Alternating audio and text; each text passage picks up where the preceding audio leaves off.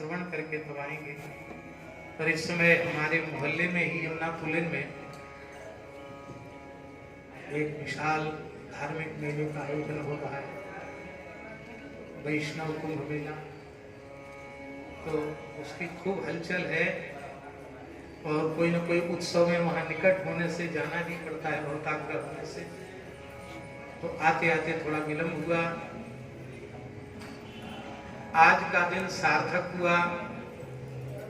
पूज्य श्री राम कुंज वाले महाराज जी का मंगलमय दर्शन कर लिया।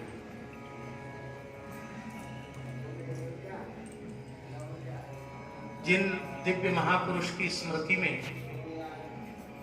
ये उत्सव हो रहा है, परम पूज्य श्री टेकरी वाले महाराज जी, उनका दिव्य स्वरूप, उनकी मंगलमयी वाणी, उनका साधनामय जीवन सभी के लिए परम आदर्श था। वृंदावन में यह प्रसिद्धि थी कि सविधि मंत्राज का अनुष्ठान करने वाले संतों का दर्शन करना हो तो टेकरी में चलिए। यहाँ संतों का दर्शन करके मन प्रसन्न हो जाता था और युवा संतों को पूज्य महाराज जी भजन में लगाते थे। हमारे अपने विचार से प्रातःकाल जगने से लेकर सोने तक और सोने से लेकर जगने तक उनका समग्र जीवन ही साधक जगत के लिए एक महान प्रेरणा था। कितने संस्मरण उनके हम कहें। रानी खेत गए श्री मौनी जी के यहाँ, एक ही कक्ष में आसन था, एक छोटी कोठरी थी, उसके बाहर एक बरंडा सा था, उसमें सबके आसन थे। उसी में टेकरी वाले महाराज जी का आसन था और सब हमारे श्री मोहन प्यारे मोहनदास जी भी थे, खूब संत थे। श्री गोरीलाल कुंज वाले महाराज जी भी थे, महात्मा ही महात्मा थे, सब साधु ही साधु।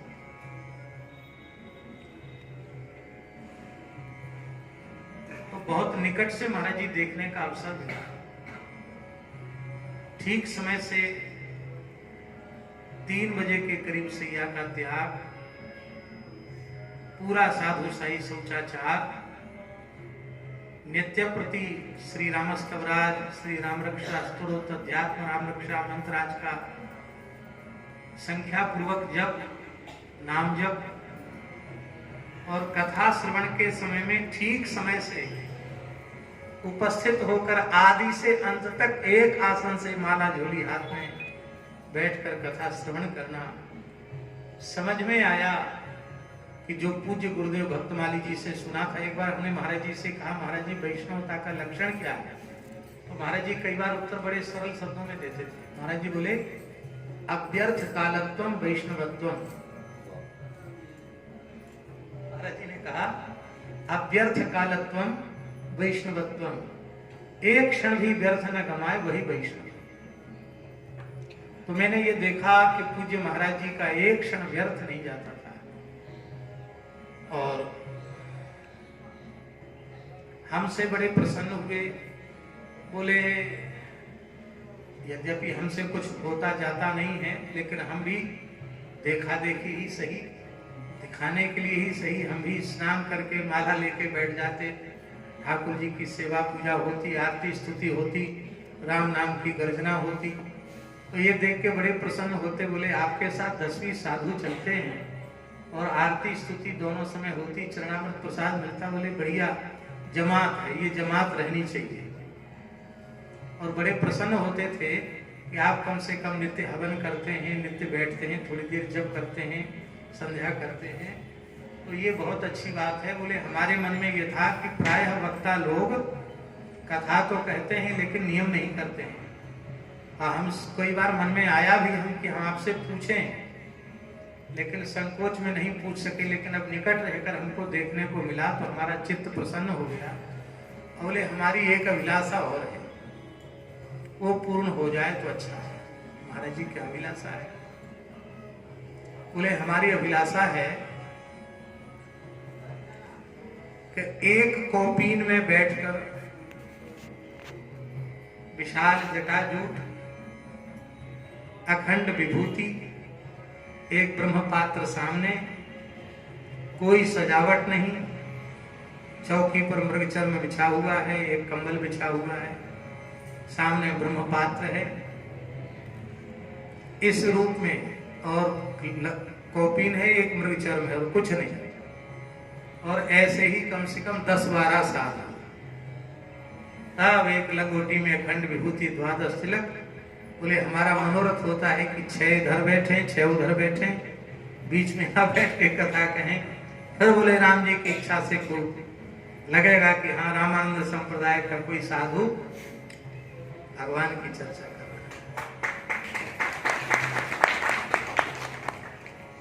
परम श्रद्धेय पूज्य भक्तमाली श्री मथुरा दास जी महाराज की कथा राम जीवाई में होती। ठीक समय से पूज्य टेकरी वाले महाराज जी वहां बैठकर कथा सुनते।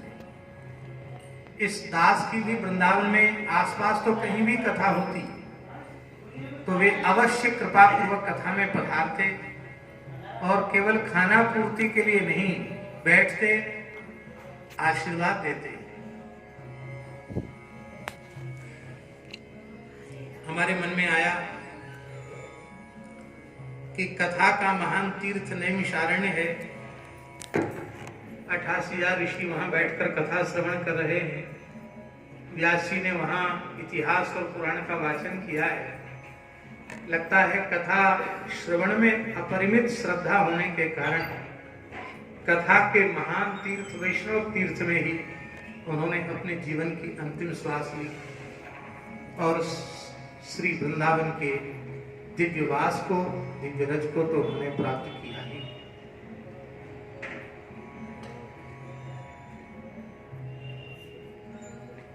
जिनकी रहनी सबको सन्मार्ग का उपदेश कर सके, ऐसे महापुरुष दुर्लभ हैं। ऐसे कारक कोटि के महापुरुष भगवत संकल्प से ही धरती पर आते हैं और बहुत लंबे समय तक उनका मार्गदर्शन समाज को प्राप्त होता है। जैसी विरक्त संतों के अनुरूप व्यवस्था पहले थी, हमारे पूज्य गुरुदेव पहाड़ी बाबा महाराज परम पूज्य श्री स्वयं पाकी जी महाराज का स्मरण करते थे, क्योंकि स्वयं पाकी जी जब ये स्थान प्रकट नहीं था, उसके पूर्व स्वयं पाकी जी जमात घुमा के आते तो खाक चौक में ही महाराज जी कहते जमात के साथ विराजते थे।